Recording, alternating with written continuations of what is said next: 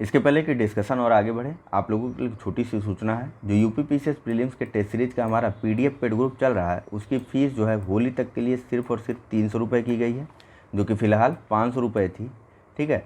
और साथ ही साथ इसमें जो है हम 50 से ज़्यादा टेस्ट सीरीज आप लोगों को प्रोवाइड कर रहे हैं। इस टेस्ट सीरीज़ को या इस पेड ग्रुप को ज्वाइन करने के लिए आप हमारे व्हाट्सएप नंबर 9044883929 पर हाय या हेलो लिख करके आगे की सारी जानकारी ले सकते हैं।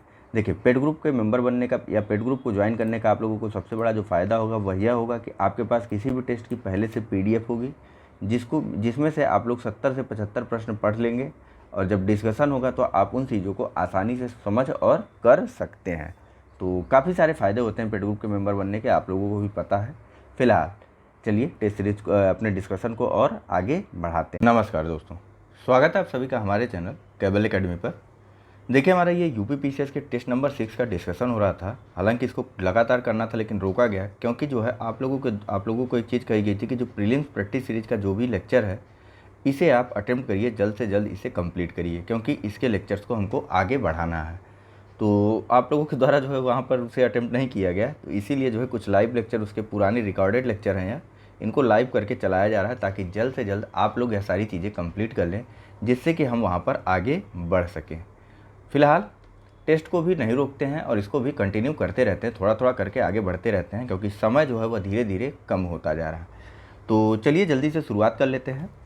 यहाँ पूछा जा रहा है, देखिए 38 प्रश्नों को हमने कर लिया था। आज के लेक्चर की शुरुआत करनी थी हमें क्वेश्चन नंबर 39 से, जहाँ पूछा जा रहा है कि पश्चिमी तट पर तोंडी एक समृद्ध पत्तन था, ए चेरों का, बी पांड्यों का, सी चोलों का, या फिर डी सातवाहन राजाओं का। देखिए, इसका जो सही आंसर है वह है ऑप्शन नंबर ए। ठीक है। पश्चिमी तट पर तोंडी जो एक समृद्ध पत्तन या फिर यूँ कह लीजिए कि पोर्ट था, वह था चेरों का, और इसके बारे में बताया गया है पेरिप्लस ऑफ द एरिथ्रियन सी के बारे में, एरिथ्रियन सी में। ठीक है। अगर कभी भी आपसे पूछा जाए कि पेरिप्लस ऑफ द एरिथ्रियन सी का लेखक कौन है, तो आपको बताना है यह अज्ञात है। अज्ञात उस व्यक्ति का नाम नहीं था, इस बुक के राइटर का नाम किसी को पता नहीं है। ठीक है। अज्ञात के द्वारा नहीं लिखी गई थी, बल्कि पेरिप्लस ऑफ द एरिथ्रियन सी के बुक को किसने लिखा था, इसके बारे में अज्ञात है। ऐसा माना जाता है कि यह किसी नाविक के द्वारा लिखी गई एक पुस्तक थी। ठीक है। चलिए, तो तोंडी बंदरगाह किससे संबंधित है, वह संबंधित है चेरों से। नेक्स्ट, निम्नलिखित युगों में से कौन सा एक सही सुमेलित नहीं है। ठीक है, सही सुमेलित नहीं है। एक तरफ मुगल सम्राट हैं और दूसरी तरफ इनके मकबरे हैं। ए बाबर काबुल, बी जहांगीर लाहौर, सी बहादुर शाह जफर दिल्ली, डी अकबर सिकंदरा। चल, इसका जो सही आंसर है वह है option number C, Bahadur Shah Zafar का मकबरा जो है वह रंगून में है। अगर आपको याद हो तो यह जो है एक निष्कासित बादशाह थे, इनको निष्कासित कर दिया गया था 1857 की क्रांति के बाद, और अपने निष्कासन के समय काल में ही इनका रंगून में इनकी मृत्यु हो गई थी और उनको वहीं पर ही दफन कर दिया गया था। ठीक है। तो इनका मकबरा रंगून में है, बाबर का मकबरा काबुल में है, जहांगीर का मकबरा लाहौर में है, बहादुर शाह जफर का मकबरा रंगून में है, और अकबर का मकबरा जो है वह सिकंदरा में स्थित है।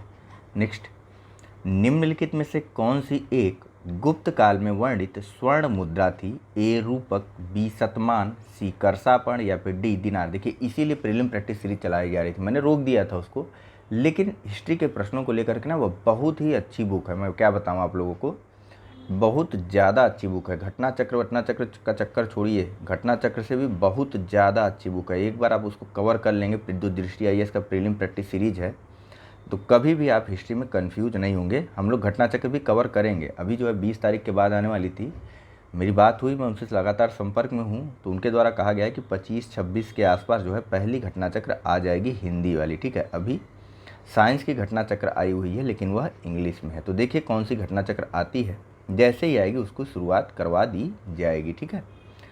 चलिए, फिलहाल इसका सही आंसर दीजिए। मैं उम्मीद करता हूँ आप लोग प्रीलिम प्रैक्टिस सीरीज को लगातार सॉल्व करेंगे। ठीक है। वहाँ से बहुत ज़्यादा बेनिफिट होने वाला है। फिलहाल इसका जो सही आंसर है वह है ऑप्शन नंबर डी। ठीक है। देखिए, गुप्त काल में सोने के सिक्के को दिनार बोला जाता था, ध्यान रखिएगा। ठीक है। गुप्त काल में सोने चांदी दोनों प्रकार के सिक्के चलते थे, जिसमें से कि स्वर्ण मुद्राओं को दिनार कहा जाता था और चांदी की मुद्राओं को करसापड़ कहा जाता था। ठीक है। नेक्स्ट बात करते हैं अगले प्रश्न के बारे में। निम्नलिखित में से किस एक स्थल शिल्प पर विष्णु का वाराह अवतार दर्शाया गया है? ए हाथी गुफा, बी एलोरा गुफा, सी उदयगिरि गुफा या फिर डी एलिफेंटा गुफा। चलिए देखिए, गुप्त काल में निर्मित उदयगिरि गुफा में विष्णु के वाराह अवतार को दर्शाया गया है। ठीक है, विदिशा के समीप स्थित है यह उदयगिरि की गुफा और यहीं पर विष्णु को उनके वाराह के अवतार में दिखाया गया है। वाराह यानी सूअर। ठीक है, सूअर के अवतार में दिखाया गया है भगवान विष्णु को। ठीक है, नेक्स्ट बात करते हैं। गांधार शैली की मूर्तियों के संबंध में कौन सा कथन सत्य है? पहला, इसमें बौद्धिकता एवं शारीरिक सौंदर्य को अधिक महत्व दिया गया है। दूसरा, बुद्ध के कान लंबे दिखाए गए हैं। तीसरा, बुद्ध के सिर पर घुंघराले बाल अंकित है। उपरोक्त में से कौन से कथन सही हैं? ए केवल 1 और 2, बी 2 और 3, सी 1, 2 और 3 या फिर डी इनमें से कोई नहीं। चलिए देखिए, गांधार कला में जो है ना, बुद्ध के बालों को जो है घुंघराला दिखाया गया है, उनके कान लंबे और नाक जो है वह छोटी दिखाई गई है। ठीक है, और साथ ही साथ उनकी बौद्धिकता एवं शारीरिक सौंदर्यता को अधिक महत्व दिया गया है। काफ़ी सुंदर सुंदर मूर्तियाँ बनाई गई हैं गांधार कला में बुद्ध जी की। ठीक है, तो ऐसी विशेषताओं से संबंधित प्रश्न जो है पिछली परीक्षाओं में पूछे गए हैं। ठीक है, तो इसलिए यह प्रश्न बहुत महत्वपूर्ण है। नेक्स्ट बात करते हैं अगले प्रश्न की, जहां पूछा जा रहा है कि निम्नलिखित में से किस एक की मृत्यु पर विद्वानों ने निरालंबा सरस्वती की शोकाभिव्यक्ति की और कहा कि विद्या एवं विद्वान दोनों निराश्रित हो गए हैं? ए भोज परमार, बी यशोवर्मन, सी बीसल देव या फिर डी पृथ्वीराज तृतीय। चलिए देखिए, परमार शासक भोज परमार की मृत्यु के बाद जो है विद्वानों द्वारा निरालंबा सरस्वती की शोकाभिव्यक्ति की गई थी विद्वानों के द्वारा, और विद्वानों ने कहा था कि विद्या और विद्वान जो है अब दोनों निराश्रित हो गया। ऐसा इसलिए क्योंकि जो राजा भोज थे, मालवा के जो राजा थे भोज, यह जो है विद्वान और कला के जो है काफ़ी बड़े संरक्षक थे। ठीक है, तो इसी कारण जो है निरालंबा सरस्वती की शोकाभिव्यक्ति की गई थी। ठीक है, नेक्स्ट बात करते हैं। निरालंबा शोकाभिव्यक्ति क्या होती, सरस्वती क्या होती है, मैंने भी गूगल किया लेकिन मुझे भी नहीं मिला। ठीक है, तो अगर आप लोगों को मिल जाएगा तो कमेंट करके ज़रूर बताइएगा। रज्मनामा जिसका संकलन फारसी भाषा में किया गया था, किसका अनुवाद था? ए पंचतंत्र का, बी रामायण का, सी महाभारत का या फिर डी गीता का। चलिए, इसका जो सही आंसर है वह है ऑप्शन नंबर सी। ठीक है, रज्मनामा का फारसी भाषा में अनुवाद किया गया था अब्दुल कादिर बदायूनी के द्वारा। ठीक है, किसने अनुवाद किया था महाभारत का फारसी भाषा में? तो महाभारत का फारसी भाषा में अनुवाद रज्मनामा के रूप में अब्दुल कादिर बदायूनी ने किया था। ठीक है, देखिए, अकबर के शासनकाल में एक अनुवाद विभाग की बाकायदा स्थापना की गई थी और उसी के माध्यम से विभिन्न जो है भारतीय ग्रंथों का फारसी भाषा में अनुवाद किया गया था, जिसमें से एक रज्मनामा था जो कि महाभारत का अनुवाद था फारसी भाषा में। नेक्स्ट, सी ऑफ कैलिमिटी का संबंध किस एक के साथ है? ए अंग्रेज़ों की समुद्री नीति, बी ईस्ट इंडिया कंपनी की स्थापना, सी उड़ीसा दुर्भिक्ष 1866 से 67, सी डी देशों के प्रति ब्रिटिश नीति, देशी राज्यों के प्रति ब्रिटिश नीति। चलिए, इसका जो सही आंसर है वह है ऑप्शन नंबर सी। ठीक है, उड़ीसा का जो अकाल पड़ा था या दुर्भिक्ष जो पड़ा था 1866-67 का, उसमें लगभग 13 लाख लोगों की मृत्यु हो गई थी। ठीक है, देखिए कितनी बड़ी मात्रा में अकाल पड़ा था 1866 अंग्रेजों के आते ही, 1866 और 67 में। ठीक है, और इसको जो है प्रकोप का समुद्र कहा गया। क्या कहा गया? प्रकोप का समुद्र या फिर सी ऑफ कैलिमिटी। ठीक है, नेक्स्ट बात करते हैं अगले प्रश्न की, जहाँ पर युग्म दिया हुआ है और आपको इन पर विचार करने को कहा जा रहा है। ठीक है, पहला अगस्त प्रस्ताव लॉर्ड लिनलिथगो, दूसरा अगस्त संकल्प महात्मा गांधी, तीसरा अगस्त घोषणा मॉन्टेग्यू घोषणा पत्र। पूछा जा रहा है कि उपरोक्त में से कौन सा सुमेलित नहीं है। ठीक है, अगस्त ऑफर लॉर्ड लिनलिथगो, अगस्त रिजोल्यूशन महात्मा गांधी, अगस्त अनाउंसमेंट मॉन्टेग्यू डिक्लेरेशन। ठीक है, अंग्रेजी हिंदी दोनों हमने देख लिया है। ऑप्शन है ए 2 और 3, बी 1 और 3, सी 1 और 2, डी सभी सही सुमेलित हैं। आपको बताना है कि कौन सा जो है सही सुमेलित नहीं है। चलिए, इसका जो सही आंसर है ना वह है ऑप्शन नंबर डी, सभी के सभी सही सुमेलित हैं।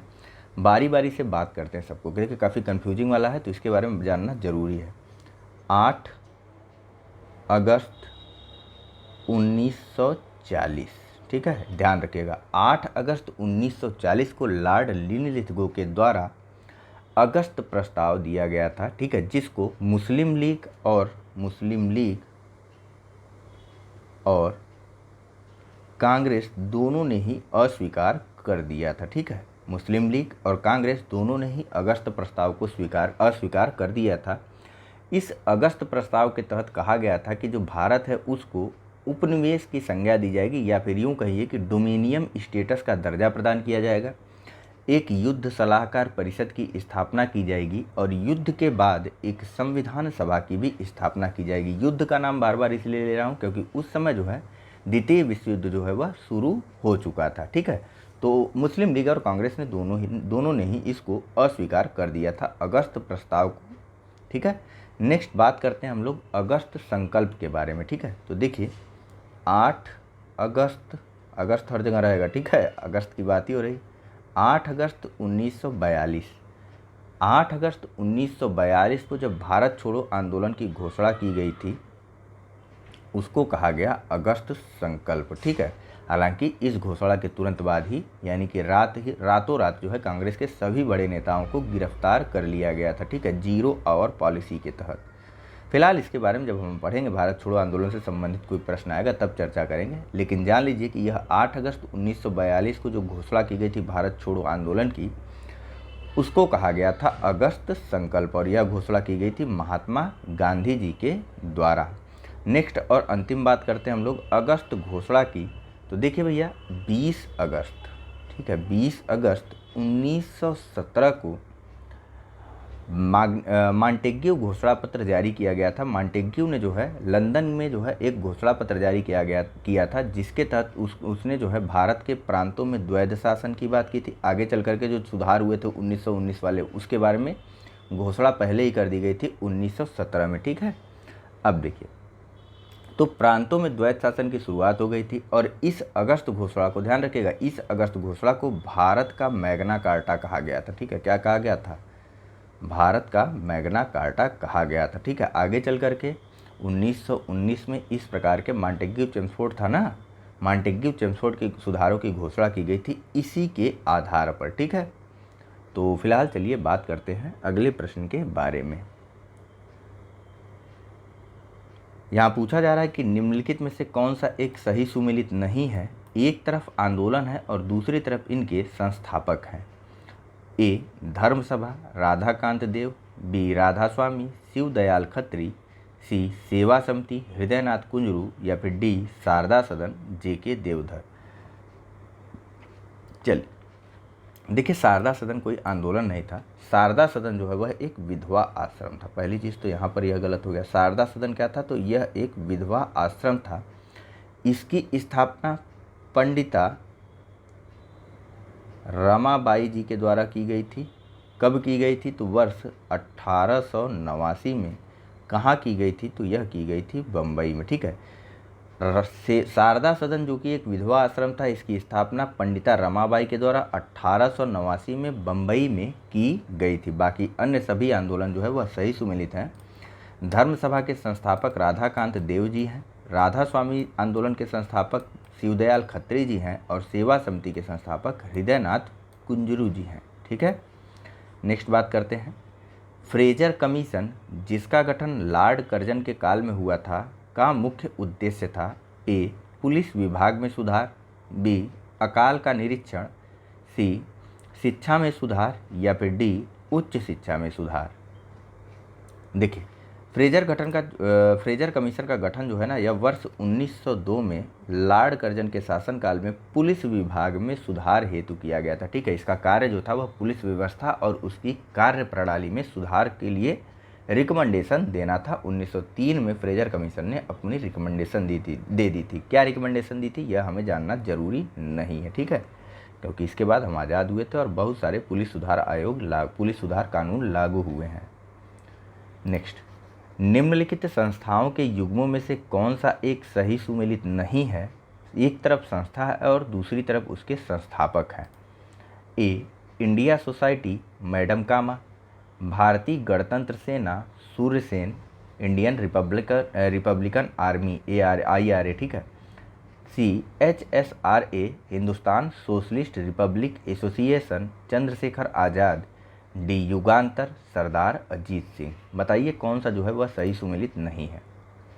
देखिए, इसका जो सही आंसर है वह है ऑप्शन नंबर डी, ठीक है। युगांतर के संस्थापक जो थे वे थे BK घोष एवं भूपेंद्र नाथ दत्त। क्या नाम था? भूपेंद्र नाथ दत्त। BK घोष और भूपेंद्र नाथ दत्त जी के द्वारा जो है वर्ष 1906 में युगांतर संस्था का गठन किया गया था, ठीक है। सरदार अजीत सिंह के द्वारा जो है अंजुमाने मुहिब्बाने वतन का गठन किया गया था, ठीक है। मैं लिख देता हूँ, देखिए, अंजुमाने मुहिब्बाने वतन का गठन किया गया था सरदार अजीत सिंह के द्वारा, ठीक है। अंजुमाने मुहिब्बाने वतन का गठन किया गया था सरदार अजीत सिंह के द्वारा, और वहीं युगांतर का गठन BK घोष और भूपेंद्र नाथ के द्वारा जो है 1906 में किया गया था। बाकी सभी सही सुमेलित हैं। इंडिया सोसाइटी की स्थापना मैडम कामा जी के द्वारा, भारतीय गणतंत्र सेना या फिर इंडियन रिपब्लिकन आर्मी की स्थापना सूर्य सेन ने की थी। हिंदुस्तान सोशलिस्ट रिपब्लिक एसोसिएशन की स्थापना चंद्रशेखर आज़ाद जी के द्वारा की गई थी, ठीक है। इन सभी के बारे में बात हुई है। आप कमेंट बॉक्स में ज़रा इनके सन तो बताइए कब कब इनका गठन किया गया था। नेक्स्ट, 1907 में गठित Indian society of oriental art की स्थापना की 1907 में गठित Indian society of oriental art की स्थापना की गई, जिसका उद्देश्य था ए, गणपति महोत्सव का शुभारंभ, बी, भारत की प्राचीन कला परंपराओं को पुनर्जीवित करना, सी, विदेशों में भारत के गौरव को पुनर्स्थापित करना, या फिर डी, उपरोक्त में से कोई नहीं। चलिए, इसका जो सही आंसर है वह है ऑप्शन नंबर बी। देखिए, इस प्रकार के जो प्रश्न आते हैं इनमें आपको लगभग सभी के सभी सही लग रहे होंगे, ठीक है। लेकिन इस प्रकार के प्रश्नों में जो बेस्ट होता है वह आंसर सही माना जाता है। और इसमें देखिए, भारत की प्राचीन कला परंपराओं को अगर पुनर्जीवित किया जाएगा तो उसमें गणपति महोत्सव भी शामिल होगा, और साथ ही साथ विदेशों में भारत के गौरव की पुनर्स्थापना भी शामिल होगी, ठीक है। तो इसलिए हमारा जो सही आंसर है, जो परफेक्ट आंसर होगा वह होना चाहिए ऑप्शन बी, ठीक है। फिलहाल पेन का कलर बदल लेता हूँ, काफ़ी ज़्यादा लाइट लग रहा है मुझे यह, ठीक है। तो देखिए, Indian society of oriental art की स्थापना 1907 में की गई थी, यह तो हमें पता चल गया। अब इसकी स्थापना किसके द्वारा की गई थी? तो इसकी स्थापना की थी अबिंद्रनाथ टैगोर ने, ठीक है। किसने? अबिंद्रनाथ टैगोर, ठीक है। अबिंद्रनाथ टैगोर ने जो है 1907 में Indian society of oriental art की स्थापना की थी, जिसका उद्देश्य था भारत की प्राचीन कलाओं को पुनर्जीवित करना, ठीक है। प्राचीन कला परंपराओं को पुनर्जीवित करना। नेक्स्ट, निम्नलिखित में से कौन सा बुद्ध तथा जैन दोनों धर्मों में समान रूप से विद्यमान नहीं था? ए, पहला, वेद प्रामाण्य के प्रति अनास्था, दूसरा, आत्मदहन, या फिर तीसरा, अहिंसा। बताना है कि कौन सा जो है वह दोनों में कॉमन नहीं है, ठीक है, बुद्ध और जैन धर्म में। कूट है ए, 1 तथा 3, बी, 2 तथा 3, सी, 1, 2 तथा 3, और डी, केवल 2। देखिए, इसका जो सही आंसर है वह है ऑप्शन नंबर डी, ठीक है। केवल और केवल दूसरा, डी तक कैसे पहुंचा जाए? केवल और केवल दूसरा, ठीक है।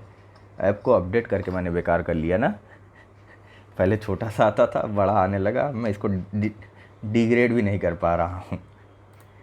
कोशिश करता हूँ कहीं न कहीं कुछ न कुछ जुगाड़ करने का जरूर, ठीक है। तो इसका जो सही आंसर है वह है ऑप्शन नंबर बी। देखिए, आत्मदमन का जो सिद्धांत था ना, यह सिर्फ और सिर्फ जैन धर्म में है, बुद्ध धर्म नहीं। बुद्ध धर्म तो मध्यम मार्ग का प्रचारक है, वह जो है आत्मदमन का क्यों समर्थन करेगा, ठीक है।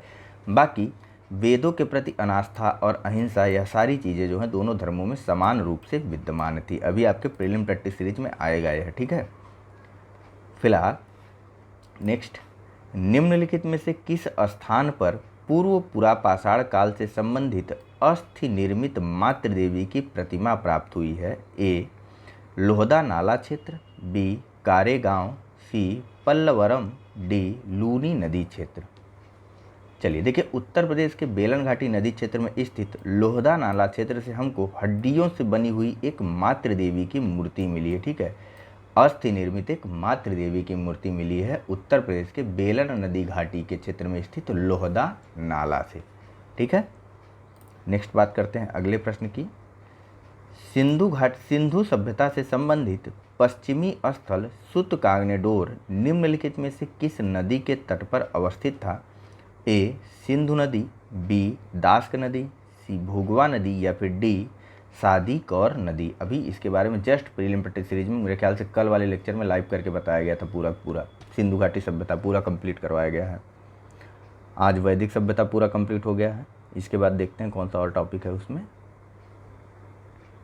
देखिए, इसका जो सही आंसर है वह है ऑप्शन नंबर बी, दास्क नदी के किनारे स्थित है सूतकांगनेडोर। ठीक है, चलिए बात करते हैं अगले प्रश्न के बारे में, जहाँ पूछा जा रहा है कि लिंगायत। देखिए, काफ़ी ज़्यादा हर जगह एक्सप्लेनेशन करना पॉसिबल नहीं है। ठीक है, जब सारी चीज़ें चल रही हैं एक साथ तो सारी चीज़ें करिए, आसान होती हैं चीज़ें ना। फिर जैसे कि टेस्ट सीरीज का डिस्कशन चल रहा था तो किसी ने पूछा था कार्नीलियन क्या है, कार्नीलियन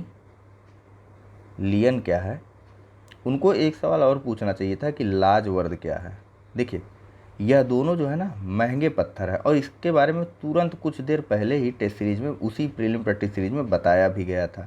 तो कंसंट्रेट होकर के देखिए आप लोग। देखिए, दोनों ही मैं बता सकता था आसानी से, मैंने वेट किया कि आप अभी अभी प्रश्न करके आगे बढ़े हैं, तुरंत प्रश्न आ रहा है तो मतलब कंसंट्रेशन आपका नहीं है, इधर उधर भटक रहा है ध्यान, तो उस चीज़ को मत करिए ऐसा। ठीक है, अन्याय या गलत मत करिए अपने साथ, सही चीज़ को सही तरीके से फॉलो करिए। ठीक है, फिलहाल जो कार्नीलियन और जो लाजवर्द है दोनों एक प्रकार के जो महंगे पत्थर होते हैं उनको बोला जाता है। कार्नीलियन का रंग जो है वह नीला होता लाल होता है और लाजवर्द का कलर जो है वह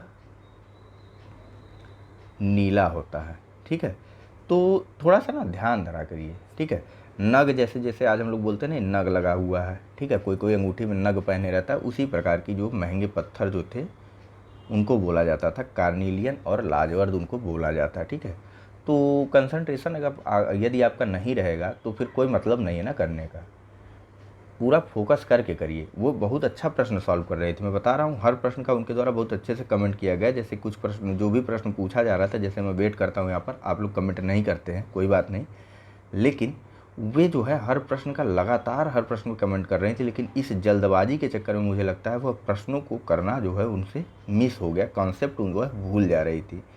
तो फोकस करिए, फोकस करके सारी चीज़ें करिए। कोई बुरी बात नहीं प्रश्नों को पूछना, लेकिन फोकस न रखना बुरी बात है ना। तो इन सब चीज़ों पे थोड़ा सा ध्यान दिया करिए आप लोग। ठीक है, फिलहाल यहाँ पर चलते हैं आगे। देखिए आप लोग, मैं बार बार नहीं बोलता हूँ लाइक करिए ये करिए, मैं खुद भूल जाता हूँ। ये सब चीज़ें आपकी तरफ से हैं, आप अपनी तरफ से देंगे तो अच्छा लगता है ना कि हम मेहनत कर रहे हैं, आप हमारे साथ जुड़ रहे हैं, आपको भी अच्छा लग रहा है तो अच्छा लगता है। आधे लेक्चर देखते हैं, आधे लेक्चर से चले जाते हैं, कोई फ़र्क नहीं पड़ता मुझे उसका, लेकिन आपके ऊपर इफेक्ट पड़ता है इस बात का। ये चीज़ें जान लीजिए। आप फिर अगले टेस्ट में आते हैं, फिर अगले टेस्ट में 20-25 प्रश्न किया फिर चले गए, फिर अगले टेस्ट में 20-25 प्रश्न किया चले गए। भाई जो बीच बीच के 50 प्रश्न तो आपसे छूट गए ना, तो फिर क्या मतलब बना टेस्ट का। तो चीज़ों को समझिए। फिलहाल जैसी आपकी इच्छा हो। लिंगायत संप्रदाय के संदर्भ में निम्नलिखित कथनों पर विचार कीजिए। पहला, यह शैव धर्म का सबसे प्राचीन संप्रदाय है। दूसरा, इसके प्रवर्तक अल्लभ प्रभु माने जाते हैं। तीसरा, इसके अनुयायी वेद और जाति प्रथा का खंडन करते हैं। उपरोक्त में से कौन सा कथन सत्य नहीं है? ऑप्शन है ए केवल 1, बी केवल 1 और 2, सी 2 और 3 या फिर डी 1, 2 और 3। चलिए, इसका जो सही आंसर है वह है ऑप्शन नंबर ए। ठीक है, पहला कथन जो है वह गलत है। शैव धर्म जो है वह शैव धर्म का सबसे प्राचीनतम संप्रदाय लिंगायत संप्रदाय नहीं बल्कि पाशुपत संप्रदाय है। शैव धर्म का सबसे प्राचीनतम जो संप्रदाय है वह है पाशुपत संप्रदाय। ठीक है, बाकी लिंगायत संप्रदाय के प्रवर्तक जो हैं वह अल्लभ प्रभु हैं और इस धर्म के अंतर्गत जो भी अनुयायी हैं उनके द्वारा वेद और जाति प्रथा का खंडन किया गया है। ठीक है, नेक्स्ट बात करते हैं अगले प्रश्न के बारे में। यहाँ पूछा जा रहा है कि मौर्य शासक अशोक के अभिलेखों में उसके किस एकमात्र पुत्र का उल्लेख मिलता है? ए महेंद्र, बी दशरथ, सी कुलाण या फिर डी तीवर। चलिए, इसका जो सही आंसर है वह है ऑप्शन नंबर डी। अशोक अपने अभिलेखों में सिर्फ और सिर्फ अपने एक पुत्र तीवर का उल्लेख करता है, न कि किन्हीं अन्य पुत्रों के। ठीक है, बाकी अन्य पुत्रों के बारे में उसके बौद्ध धर्म की कथाओं या फिर कहानियों में बताए गए हैं या फिर ग्रंथों में बताए गए हैं, लेकिन अशोक के अभिलेखों में सिर्फ और सिर्फ तीवर का नाम उल्लेखित है अपने पुत्र के रूप में। ठीक है, नेक्स्ट, मोहम्मद बिन तुगलक द्वारा क्रियान्वित निम्नलिखित सुधारों को कालक्रम में व्यवस्थित करें। पहला, सांकेतिक मुद्रा का प्रचलन। दूसरा, राजधानी में परिवर्तन। तीसरा, दोआब कर में वृद्धि। चौथा, खुरासान और कराचिल अभियान। दोनों अभियानों में वह असफल रहा था।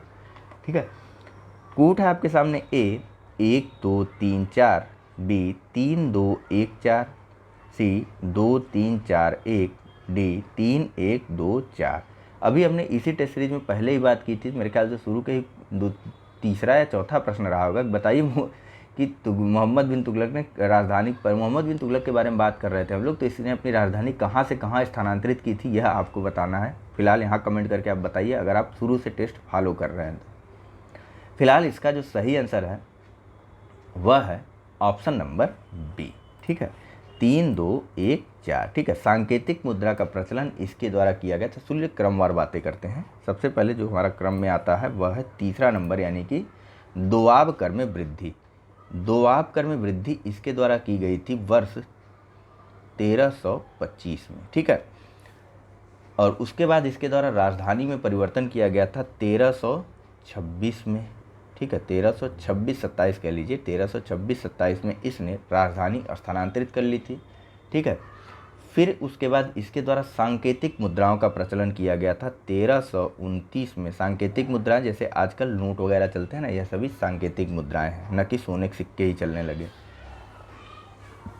और सबसे अंत में इसने खुरासान और कराचिल अभियान किया था वर्ष 1330 और 31 के मध्य। ठीक है, तो फिर से बात कर लेते हैं। देखिए, सांकेतिक मुद्राओं का प्रचलन गयासुद्दीन मोहम्मद बिन तुगलक के द्वारा 1329 में किया गया था। दोआब कर में इसके द्वारा वृद्धि 1325 ईस्वी में की गई थी। 1326 ईस्वी में इसने अपनी राजधानी जो है वह स्थानांतरित कर ली थी, दिल्ली से दौलताबाद कर ली थी। और 1330 से 31 में इसने खुरासान और कराचिल अभियान चलाया था। यह एक असफल अभियान था। दोआब कर में वृद्धि करने के बाद इसने दोबारा से इस कर को वापस ले लिया, क्योंकि उसी समय अकाल पड़ गया। राजधानी में परिवर्तन करने के बाद इसने दोबारा से अपने आदेश को वापस ले लिया, क्योंकि इसने बताया कि सभी नागरिक इस जगह से उस जगह चलें। ठीक है, तो एक साथ इतने लोगों का स्थानांतरण संभव नहीं हो पा रहा था, काफ़ी अराजकता फैल गई, इसलिए इसने अपने इस आदेश को वापस ले लिया। सांकेतिक मुद्राओं का इसके द्वारा प्रचलन किया गया, जो कि बहुत अच्छी बात थी, लेकिन बाद में इसे भी इसने वापस ले लिया। यह इसलिए वापस ले लिया क्योंकि जो सांकेतिक मुद्राएं थी उस पर किसी प्रकार की सरकारी मुहर वगैरह या कुछ थी नहीं, तो लोग आराम से उसकी कॉपी बनाते थे और उसे सरकारी मुद्राओं के साथ साथ चलाते थे। ठीक है, दोनों एक समान चलती थी। घर में बैठा छाप लिया नोट, चले गए मार्केट में, चला आया। तो इस कारण उसने सांकेतिक मुद्राओं के प्रचलन को भी वापस ले लिया, इसीलिए इसको जो है पागल कहा जाता था। ठीक है, नेक्स्ट, मध्यकाल में कृष्ण भक्ति को लोकप्रिय बनाने के उद्देश्यों से निम्नलिखित में से किसने 8 कवियों के समूह अष्टछाप की स्थापना की? ए वल्लभाचार्य, बी चैतन्य महाप्रभु, सी विट्ठलनाथ या फिर डी शंकर देव। चलिए, इसका जो सही आंसर है वह है ऑप्शन नंबर सी। ठीक है, विट्ठलनाथ के द्वारा जो है, जो कि एक वैष्णव संत थे, इनके द्वारा कृष्ण भक्ति को लोकप्रिय बनाने के लिए 8 कवियों के एक समूह का गठन किया गया और जिसको अष्टछाप कहा गया था। ठीक है, चलिए नेक्स्ट बात कर लेते हैं। 19वीं शताब्दी में ब्रिटिश शासकों द्वारा पारित लैक्स लोकी अधिनियम 1850 का विरोध भारतीय राष्ट्रवादियों ने निम्नलिखित में से किस कारण से किया?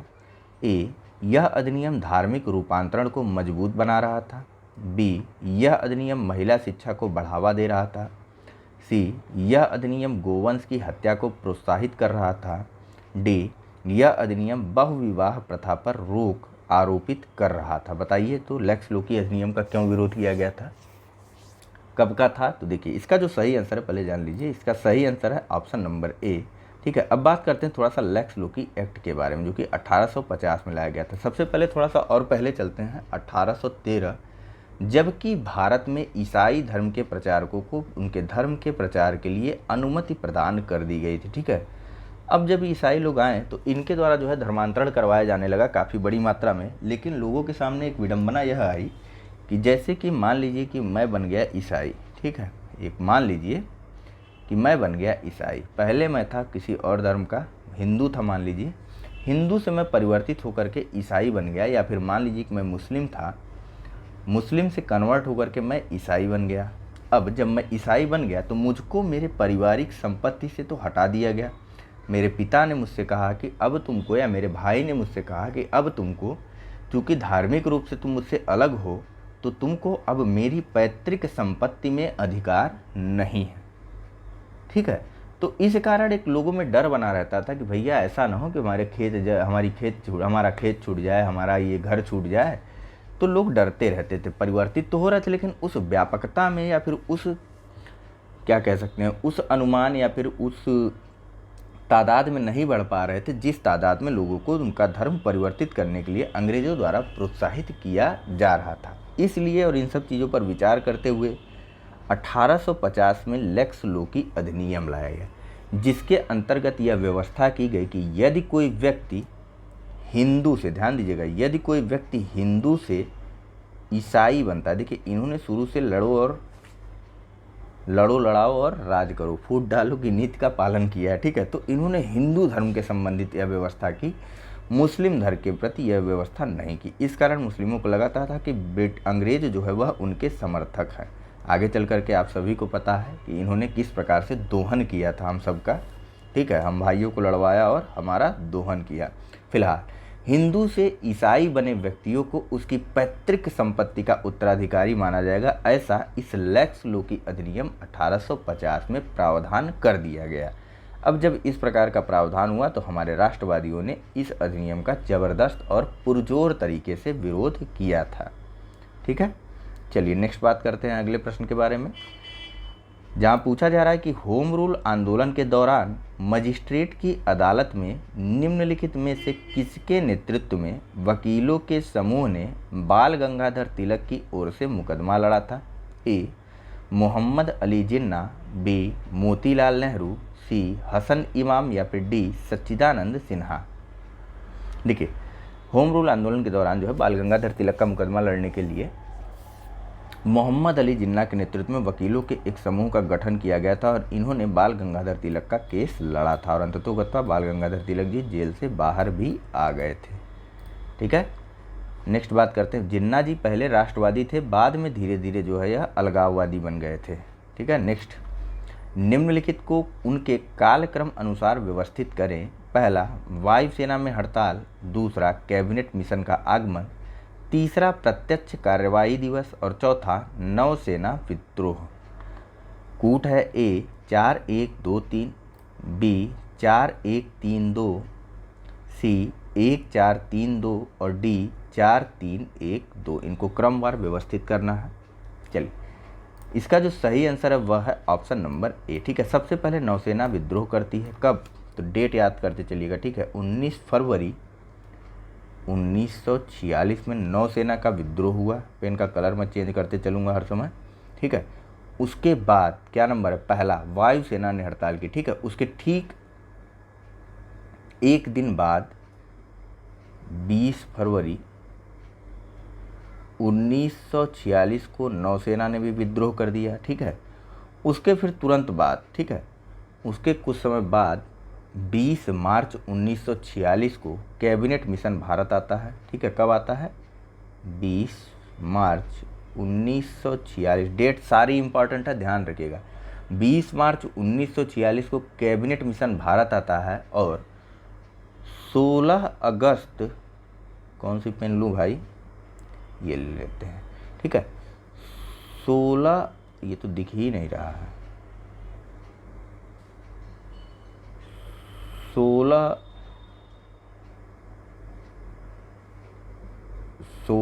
अगस्त, अब दिखा, 1946, ठीक है, 16 अगस्त 1946 को मुस्लिम लीग के द्वारा प्रत्यक्ष कार्यवाही दिवस मनाया गया। मैं फिर से सारी चीज़ों को बोल दे रहा हूँ। नौसेना ने विद्रोह किया था 19 फरवरी 1946 को। नौ सैनिकों के विद्रोह के तुरंत बाद वायु सैनिक हड़ताल पर चले गए 20 फरवरी 1946 को। कैबिनेट मिशन भारत आया था 20 मार्च 1946 को। और मुस्लिम लीग के द्वारा प्रत्यक्ष कार्यवाही दिवस मनाया गया था 16 अगस्त 1946 को, ठीक है। चलिए बात करते हैं अगले प्रश्न के बारे में, जहां पूछा जा रहा है कि धौलावीरा के संबंध में निम्नलिखित कथनों में से कौन सा कथन असत्य है। पहला, यह हड़प्पा सभ्यता की भारत में स्थित दूसरी सबसे बड़ी बस्ती है। दूसरा, यहाँ से शैलकृत जलकुंड का महत्वपूर्ण साक्ष्य मिला है। कूट है ए केवल एक, बी केवल दो, सी एक तथा दो दोनों, और डी न तो एक और न ही दो। चलिए इन सब के बारे में हमारी बात वहाँ हो चुकी है, तो इसका जो सही आंसर है वह है ऑप्शन नंबर डी। थोड़ा डिटेल में नहीं जाएंगे यहाँ से, क्योंकि टेस्ट सीरीज भी कंप्लीट करना है ना। नेक्स्ट, वैदिक सभ्यता में निम्नलिखित में से किस एक देवता को नैतिक व्यवस्था का प्रधान होने के कारण ऋतस्य गोपा भी कहा जाता था। ए बृहस्पति, बी इंद्र, सी वरुण, या फिर डी अग्नि। चलिए इसका जो सही आंसर है वह है ऑप्शन नंबर सी, ठीक है। वरुण को ऋतस्य गोपा कहा जाता था। ये जो है नैतिक व्यवस्था के प्रधान माने जाते थे, ठीक है। नेक्स्ट, एक तरफ ग्रंथ है और दूसरी तरफ उनके लेखक है। ऑप्शन है आपके पास ए, आपको बताना है यहाँ पर कि कौन सा जो है वह सही सुमेलित नहीं है, ठीक है। ऑप्शन है ए बृहत संहिता, वाराह मिहिर, पंच सिद्धांतिका, ब्रह्मगुप्त, बुद्धचरित, अश्वघोष, पंचतंत्र, विष्णु शर्मा। चलिए इसका जो सही आंसर है वह है ऑप्शन नंबर बी, ठीक है। पंच सिद्धांतिका के लेखक ब्रह्मगुप्त नहीं है। पंच सिद्धांतिका और बृहत संहिता दोनों ही वाराह मिहिर के द्वारा लिखी गई है। बुद्ध चरित्र जो है अश्वघोष ने लिखा था, और पंचतंत्र जो है यह विष्णु शर्मा के द्वारा लिखा गया था, ठीक है। बृहत संहिता और पंच सिद्धांतिका दोनों ही वाराह मिहिर ने लिखा था। बुद्ध चरित्र अश्वघोष ने, और पंचतंत्र जो है विष्णु शर्मा के द्वारा लिखी गई पुस्तक या फिर ग्रंथ है। नेक्स्ट, अलाउद्दीन खिलजी के सेनानायक मलिक काफूर द्वारा चोल साम्राज्य के विजय का वर्णन अमीर खुसरो ने अपनी किस प्रसिद्ध कृति में किया है। ए नूर सिपेहर, बी किरान उस सादेह, सी खजाइन उल फुतूह, या फिर डी इनमें से कोई नहीं। चलिए देखिए, चोल साम्राज्य के विजय का वर्णन अमीर खुसरो के द्वारा अपनी पुस्तक खजाइन उल फुतूह में किया गया था, और यह युद्ध लड़ा गया था अलाउद्दीन खिलजी के सेनानायक मलिक काफूर के द्वारा, ठीक है। अलाउद्दीन का जो सेनानायक था मलिक काफूर, उसने चोल साम्राज्य पर विजय प्राप्त कर ली थी, और इसका वर्णन जो है अमीर खुसरो ने अपनी पुस्तक खजाइन उल फुतूह में किया था। नेक्स्ट, दो सूचियां हैं, इनको सुमेलित करवाना है। एक तरफ युद्ध है और दूसरी तरफ जो है उन युद्धों से संबंधित व्यक्तियों का नाम है, या फिर यूँ कह लें राजाओं का नाम है। चलिए सबको बारी बारी से देखते हैं। हल्दी घाटी का युद्ध बाबर, बिलग्राम का युद्ध अकबर, खुसरो का विद्रोह हुमायूं, खानवा का युद्ध जहांगीर। ऑप्शन है आपके सामने ए 3 4 2 1, बी 1 2 3 4, सी 4 3 2 1, या डी 2 3 4 1। चलिए इसका जो सही आंसर है वह है ऑप्शन नंबर डी 2 3 4 1। देखिए हल्दी घाटी का युद्ध हुआ था अकबर और महाराणा प्रताप के मध्य। कब हुआ था? तो यह हुआ था, समय मैं सबका लिखते चल रहा हूँ, 1576 में हल्दी घाटी का युद्ध महाराणा प्रताप और अकबर के मध्य हुआ था। कन्नौज या बिलग्राम का युद्ध जो है हुमायूं और किसके बीच, बताइए, बात की गई है सबके बारे में ना, हुमायूं और शेर शाह के मध्य हुआ था, ठीक है। हुमायूं और शेर शाह के मध्य कन्नौज या बिलग्राम का युद्ध हुआ था। वर्ष था 1540 का, और उसके बाद जो है खुसरो का विद्रोह है ना, तो खुसरो ने 1606 ईस्वी में, कब, 1606 ईस्वी में जहांगीर के शासनकाल में विद्रोह कर दिया था, ठीक है। और सबसे अंत में खानवा का युद्ध जो है यह किसके द्वारा लड़ा गया था? यह बाबर और राणा सांगा के मध्य हुआ था मार्च 1527 में, ठीक है। 1527 में खानवा का युद्ध हुआ था बाबर और राणा सांगा के मध्य। हल्दी घाटी का युद्ध हुआ था महाराणा प्रताप और अकबर के मध्य 1576 में। बिलग्राम या कन्नौज का युद्ध जो है यह हुमायूं और शेर शाह सूरी के मध्य 1540 में हुआ था। खुसरो ने 1606 ईस्वी में विद्रोह कर दिया था। नेक्स्ट बात करते हैं। पूछा जा रहा है कि निम्नलिखित कथनों पर विचार कीजिए तथा दिए गए कूट की सहायता से सही उत्तर बताएं। कथन है ए, रॉलेट एक्ट कानून से सरकार ने स्वयं को ऐसी भयानक शक्तियों से लैस करने का फैसला लिया जो कानून के शासन के स्वीकृत सिद्धांतों के प्रतिकूल थी। कारण आर बताया जा रहा है कि रॉलेट कानून से सरकार सरकारी सुधारों से संतुष्ट न होने वाले राष्ट्रवादियों को कुचल देना चाहती थी। कूट है ए तथा आर दोनों सही हैं तथा आर ए की सही व्याख्या करता है।